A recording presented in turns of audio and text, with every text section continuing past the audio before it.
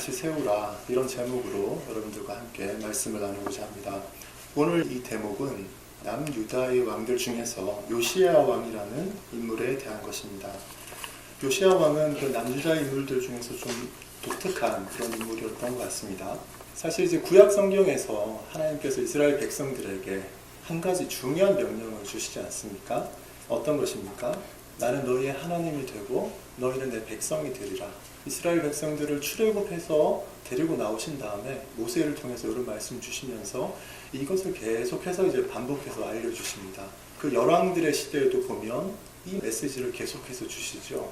가끔씩 그 백성들이 이 메시지로부터 떠나면 하나님께서 징계를 주시고, 돌아오면 또 잘했다 하시고, 또 떠나면 또 징계를 주시고, 그런 일들이 지금 반복되고 있는 상황입니다.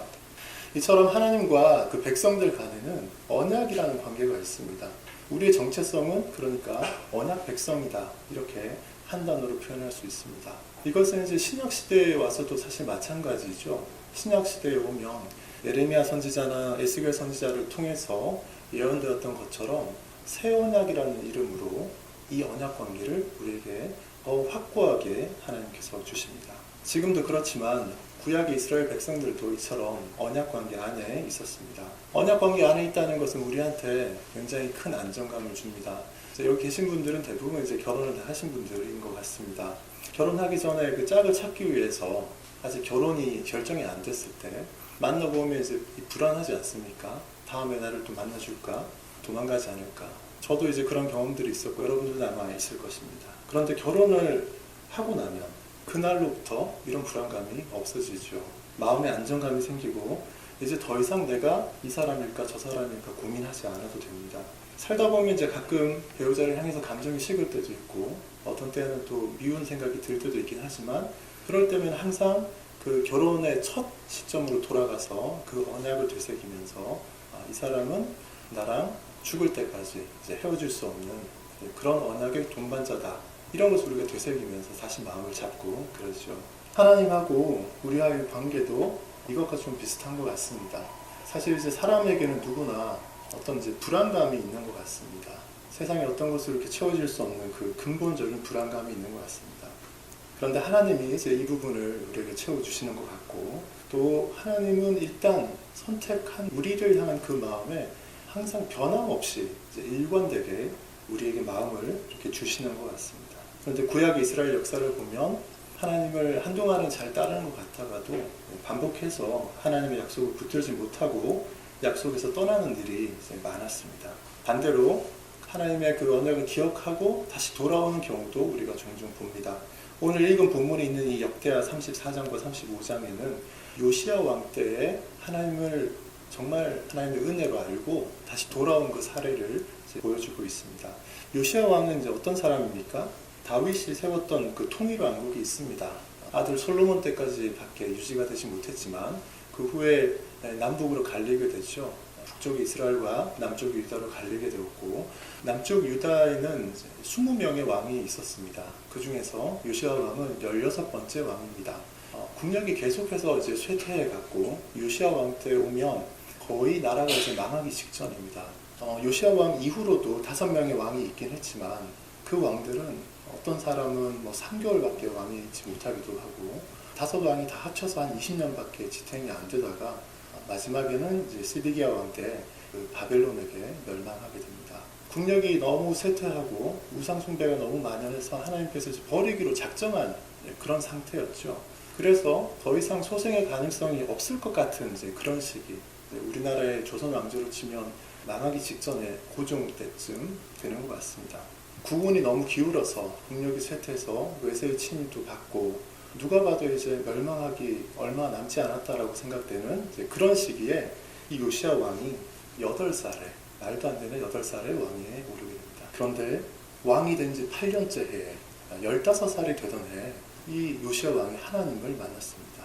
그게 이 역사에 있어서 아주 큰 어떤 반전을 이루는 그런 일이 됩니다. 얼마나 이제 큰 은혜인지 모릅니다. 정말 기적 같은 일이죠. 우상 숭배가 만연하던 그곳에서 8살짜리가 왕에 올랐는데 7년 뒤에 15살 됐을 때 하나님을 만났다는 겁니다. 그냥 어렴풋이 만난 게 아니고 여기에 서술되는 것을 보면 정말 하나님을 깊이 알았던 것을 우리가 볼 수 있습니다. 15살 때 하나님을 만난 것 때문에 그나마 멸망으로 달려가던 그 나라가 요시야 왕이 있는 동안에 약간 평온했고, 요시야 왕 본인은 남유다의 다른 여러 왕들처럼 비참한 그 최후를 맞지 않고 좀 그래도 평온하게 살 수 있었던 이제 그런 역사를 볼 수 있습니다. 근데 우리가 이 요시야 왕의 성장 배경을 보면 만만하지 않았습니다. 왕위에 오를 수 있는 왕자로 태어났는데 뭐가 부족했나 이렇게 질문할 수 있는데, 그거 말고는 불행한 일도 사실 많았어요. 그 중에 할아버지하고 아버지의 일을 좀 봐야 됩니다. 그 할아버지가 이제 므낫세 왕이었습니다. 이 므낫세 왕은 우상 숭배에 빠져 있다가 하나님께서 어떤 벌을 주셨냐면 아수르의 군대에 포로로 잡혀가게 했습니다. 그러니까 이미 그때도 나라의 국력이 너무 형편없었다라는 걸 알 수 있죠. 포로로 잡혀가서 비참하게 있으면서 이 므낫세 왕이 하나님한테 그때 매달립니다. 하나님 제발 좀 살려달라고. 근데 하나님이 그거를 불쌍히 여기시고 그렇게 엉망으로 살았던 이 왕을 돌려보내주십니다. 므낫세 왕이 그래도 어느 정도는 좀 정신을 차리고 다시 돌아온 후에 그 우상 숭배를 많이 배격을 합니다. 여호와의 전 안에 있던 우상들을 이렇게 다 몰아내고 많이 하여튼 노력을 했는데, 그래도 산에서 이방 신들을 섬기던 산당들은 패하지 못했습니다. 그래서 우상 숭배를 완전히 철폐하지는 못하고 그래도 처음보다는 좀 나아진 상태로 그렇게 지냈던 것을 기록에서 볼 수 있습니다. 근데 이 요시야 왕의 아버지는 좀 더 독특합니다. 22살의 왕이 되었는데 그 아버지가 므낫세 왕이 세워놨던 그런 이제 우상 숭배들을 활발하게 따릅니다. 그러다가 불과 왕위에 즉위한 지 2년 만에 반역을 꾀한 신하에게 이제 비참하게 이제 죽습니다. 그때가 이 요시야 왕이 8살이었을 때입니다. 여러분 생각해 보십시오. 8살밖에 안 되는데 아버지가 살해당했습니다. 그리고 갑자기 8살짜리가 왕이 됐습니다. 그런 상황에서 여러분들 상상이 되십니까? 8살짜리가 왕위에 앉아서 무엇을 할 수 있겠습니까? 그런데 이 요시야 왕이 그 생명의 위협 없이 15살이 되고 그때 어떤 경로를 통해서인지는 모르지만 하나님을 만난 겁니다. 정말 특별한 하나님의 인도하심이 있었다 이렇게 볼 수가 있습니다. 하나님을 정말 제대로 만난 것이죠. 그래서 한 4, 5년 정도 지났을 때 19살 때 정도부터는 무슨 일을 했냐면 온 나라 안에 있는 산당과 그 바알과 아세라 상 이런 것들 다 없애는 일을 했습니다. 우상들을 제거하는 일을 시작했습니다. 그래서 한 5년 정도에 걸쳐서 예루살렘을 비롯해서 온 땅에 있는 우상을 거의 다 없앴다라고 그렇게 기록하고 있습니다.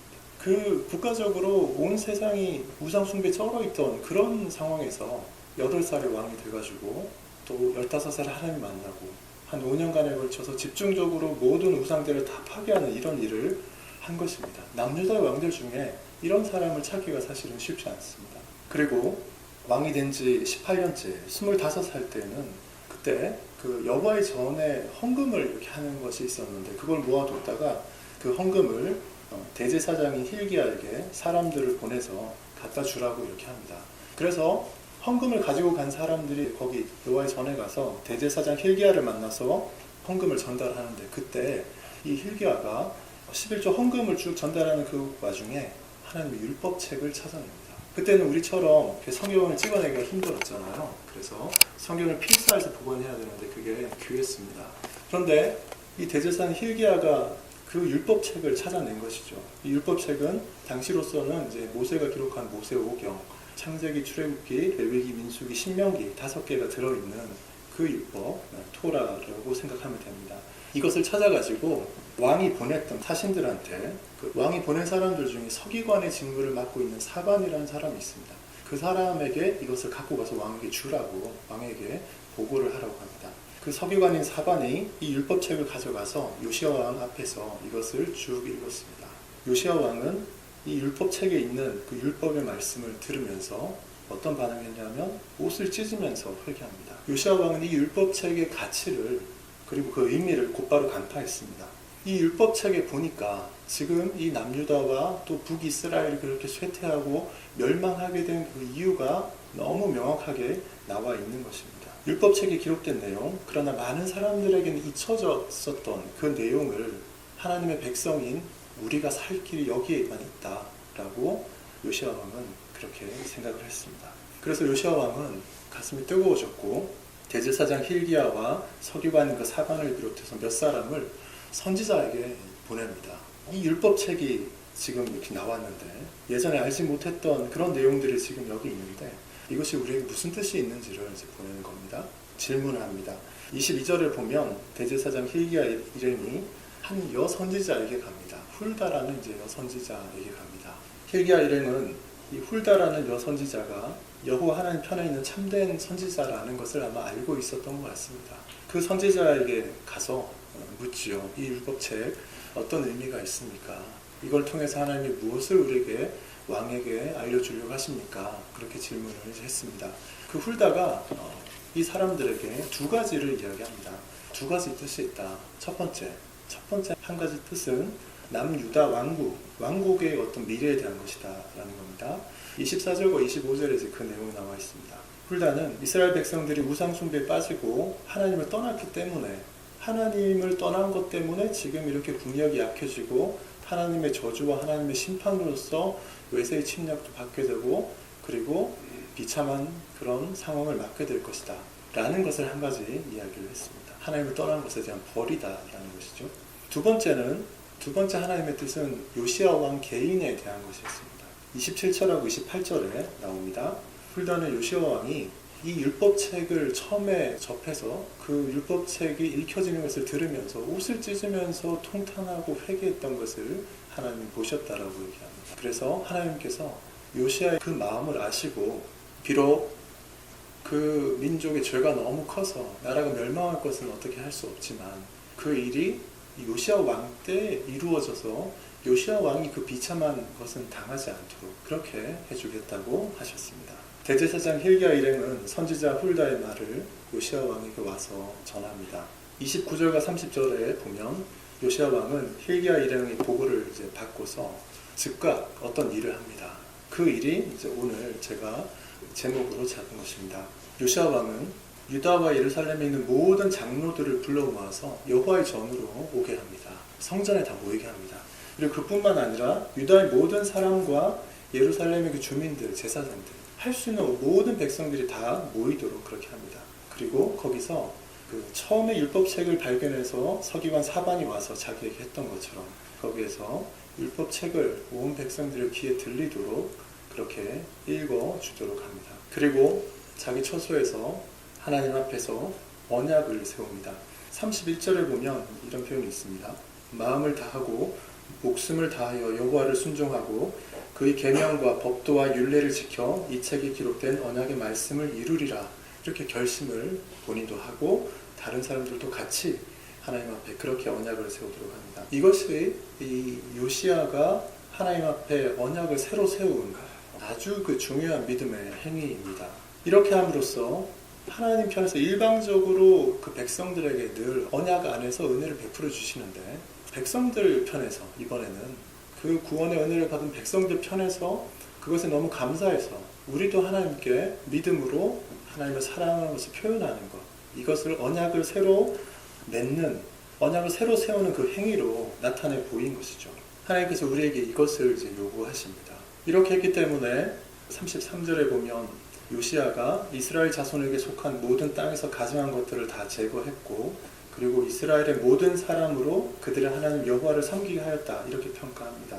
그리고 요시야가 사는 날에 백성이 그들의 조상들의 하나님 여호와께 복종하고 떠나지 않았다 이제 이렇게 평가를 합니다. 이제 오늘 읽은 본문의 뒷부분에 가면 35장에 가면 이것에 이어서 한 가지 중요한 또 행사를 하는데요. 그것은 바로 그동안 잊혀져 있었던 유월절 절기를 지키는 것을 합니다.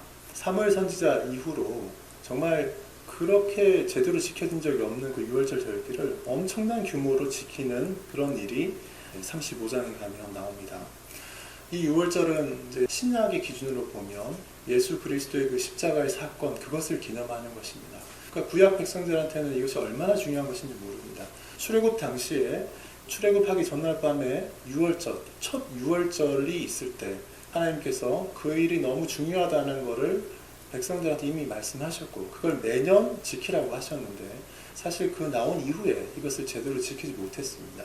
그 유월절이 중요하다는 것을 요시야 왕이 파악하고 언약을 맺은 것과 동시에 바로 이어서 유월절을 지킵니다. 너무 중요한 일을 이 요시야 왕이 한 것입니다. 여호와의 전에서 율법책을 발견하고 그 율법책을 사반을 통해서 듣고 또 백성들을 다 모아서 그 귀에 들리게 하고 그리고 바로 이어서 유월절을 지키는 것까지 이게 얼마만의 기간 동안에 일어난 것 같습니까? 율법책을 발견한 그 첫 해, 그 해에 다 일어났습니다. 요시야 왕이 얼마나 준비되어 있었는지 우리가 잘 알 수 있는 그런 대목이라고 할 수 있습니다. 요시야 왕이 정말 하나님 백성답게 살려고 몸부림치면서 노력하는 그런 모습에 우리가 좀 주목을 할 필요가 있습니다. 요시야 왕은 사실 그런 것이 있는지 여부조차 잘 알지 못했던 그 율법책이 발견되자마자 율법책의 내용을 자기가 먼저 듣고 이거는 꼭 다른 모든 백성들도 들어야 되는 것이다 하고 그 율법책의 내용을 사람들이 다 듣게 했습니다. 또 율법책의 내용을 듣게 했을 뿐만 아니라 그 율법책에 가르친 대로 순종할 것을 결심하고 자기도 고백하고 또 다른 사람들도 같이 고백하게 했습니다. 이 장면은 마치 여호수아가 나이가 많아서 죽음을 얼마 남겨놓지 않고 백성들 다 모아서 이렇게 한 적이 있습니다. 여호수아 마지막 부분에 나오는데 이스라엘 백성들한테 이렇게 하면 하나님이 축복을 줄 것이고 저렇게 하면 저주를 받을 것이다 이렇게 얘기하면서 너희가 섬길 자를 오늘 택하라 오직 나와 내 집은 여호와 하나님을 섬기겠다 이렇게 얘기하는 장면이 있습니다. 그렇게 도전하니까 이스라엘 백성들이 어떻게 했냐면 우리도 여호와를 섬기겠나이다 이렇게 하면서 다 마음을 하나로 모았던 그런 적이 있습니다. 하나님이 이런 것을 백성들에게 기대하시고 이것을 좋아하십니다. 여러분들 우리가 부부간의 결혼 생활에서도 한번 이제 결혼식을 하면서 서약을 한 것만 가지고 그 서약은 계속 영원하지만 그것 가지고 우리가 평생을 살 수는 없잖아요. 중간에 이렇게 뭐 결혼 기념일도 있고 10주년, 20주년, 30주년 이런 거를 챙기면서 언약을 좀 새롭게 하지 않습니까? 저보다 이제 결혼 경력이 많으신 분들이 여기 많은데 20주년, 30주년, 40주년 될 때 그냥 밍숭맹숭하게 보내지 않고 뭔가 하시죠. 그것이 하나님과 우리와의 사이에서 언약을 새롭게 하는 것과 사실 유사한 것입니다. 우리는 그렇게 언약을 새롭게 함으로써 우리의 마음을 다잡고 우리가 잃어버렸던 어떤 방향에서 벗어났던 것들을 새롭게 붙잡는 그런 일들을 해야 합니다. 하나님께서는 택한 백성들을 사랑하십니다. 변함없이 사랑하십니다. 정말 무조건적인 사랑을 쏟아 부어주십니다. 그러면서도 한편으로 기대하시는 것이 백성이라고 택한 사람들한테서도 뭔가 오는 것을 기대를 하실 거잖아요.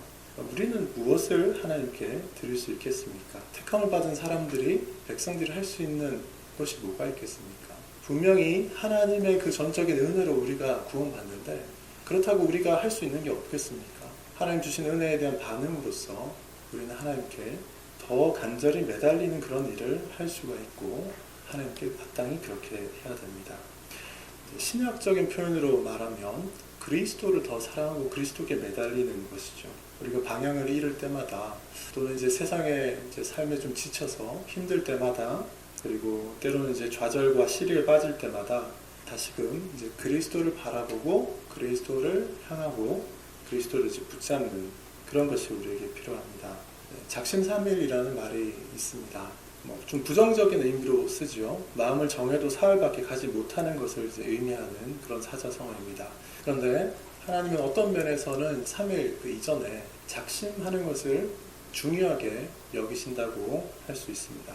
하나님 우리의 작심을 되게 귀하게 여겨주십니다. 마음을 정하는 것, 지금의 내 상황이 어떤지에 관계없이 하나님을 향하고 하나님의 백성으로 살겠다고 마음을 정하는 것. 어쩌면 이제 정말 3일 만에 그 결심이 무너질지 모르지만 그래도 또다시 하나님만 섬기겠다라고 또다시 작심하는 것. 하나님 가르친 대로 살겠다고 결심하고 하나님 앞에서 일어서는 것. 이제 그것을 하나님은 이제 귀하게 여겨주시는 것 같습니다. 요시야 왕은 우리가 보았듯이 하나님을 붙들기 위해서 발버둥을 쳤습니다. 언약을 새롭게 하는 것, 하나님을 향해서 언약 백성답게 살겠다고 모든 백성들 데리고 이렇게 또 나섰습니다. 자기 혼자 한 것 아니고요. 왜 그랬습니까? 이 사람은 그 민족의 대표였습니다.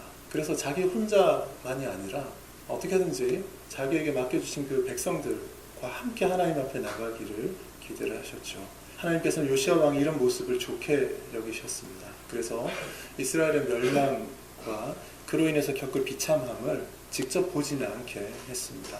너무 애잔합니다.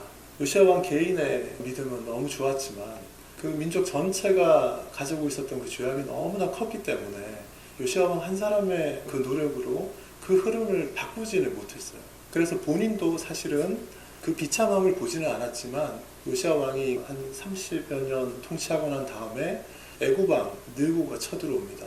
다른 나라 쳐들어가는데 공격하러 가는데 길만 좀 비켜달라는데 거기에 이제 나갔다가 애굽왕 느고와 전투가 붙어가지고 화를 맞고 이제 거기서 죽습니다. 안타깝게 믿음이 그렇게 좋았지만 전장에서 그렇게 사망하고 그렇게 이제 죽었기 때문에 그 이후에 외세에 점령당해서 그 국민들이 비참하게 되는 것을 보지는 않습니다. 너무 이제 안타깝죠. 우리가 볼 때는 믿음이 이렇게 좋은 사람인데 하나님께서 이스라엘 민족을 한 번 더 좀 회복시켜가지고 좀 그렇게 안 하게 했으면 좋았을 거 이런 생각이 한편도 들기는 하지만 역사의 그 큰 흐름 속에서 볼 때 얼마 지나지 않아서 이제 바벨론은 다 망하게 되는데 전후 좌우에 전부 멸망을 향해 가는 그런 것밖에 없는 그 시대에 하나님을 잘 믿고 하나님의 영광을 잘 드러낸 그런 한 사람이다. 이렇게 우리가 볼 수 있을 것 같습니다. 요시야 왕이 그렇게 있었기 때문에 한 30여 년 동안 그래도 요시야 왕이 있는 동안에는 그 백성들이 우상을 섬기지 않았고 국력이 주변의 나라들에 비해서 약했지만 그래도 나름대로 평화 가운데 살 수가 있었고 이렇게 시간이 많이 지난 이후에도 우리가 그 시대는 하나님을 잘 섬기는 시대였구나. 세상이 전반적으로 너무 악했고 그 조상들이 쌓아온 것들이 너무 컸기 때문에 결국 망하는 길로 갈 수밖에 없긴 했지만 하나님께서 요시야를 통해서 회복의 어떤 것을 보여주셨구나. 이런 것을 우리가 알 수 있습니다. 우리에게는 이 요시야 왕이 하나님에게 그렇게 매달리면서 언약을 새롭게 한 것처럼 다시 한 것처럼 그런 자세가 우리에게는 필요합니다. 하나님께서는 우리를 정말 사랑하십니다. 요시야 왕이 자기가 대표로 있었던 그 국가를 대표해서 그 백성들을 다 품고 언약을 새롭게 하도록 한 것처럼 우리에게 주신 나름대로 영역들이 있습니다. 제일 작게는 우리 자신이고 또 우리 가족들이 하나님과 늘 언약을 새롭게 할 필요가 있습니다. 또 조금 더 크게는 우리가 친척들이 모이는 그 가문, 또 우리 교회, 또 더 크게는 우리나라의 모든 믿는 사람들 할 수만 있다면 우리가 함께 하나님 앞에 나가서 언약을 새롭게 하고 우리가 정말 새로운 마음으로 하나님의 율법책에 있는 것처럼 하나님을 섬기겠다. 이런 각오를 하나님께 표현하는 것이 우리에게 늘 필요합니다. 하나님은 우리에게 구약시대에도 말씀하셨고 지금도 늘 말씀하십니다. 우리는 하나님의 백성입니다. 하나님 우리에게 내가 너의 하나님이 되고 너희는 내 백성이 되리라. 이것 지금도 우리에게 말씀하십니다. 세상 문명이 많이 발전하고 뭔가 바뀐 것 같지만 이 말씀은 변함이 없습니다. 오늘 밤에도 이 말씀을 기억하시면서 우리의 하나님이 되시는 그 하나님, 또 우리를 백성 삼아주신 그 하나님에게 우리의 신앙 고백을 다시 한번 하고 그 언약을 잘 붙들고 하나님과 그리스도에게 더 간절히 매달리며 살겠다. 이렇게 고백하는 그런 시간이 되면 좋겠습니다. 네.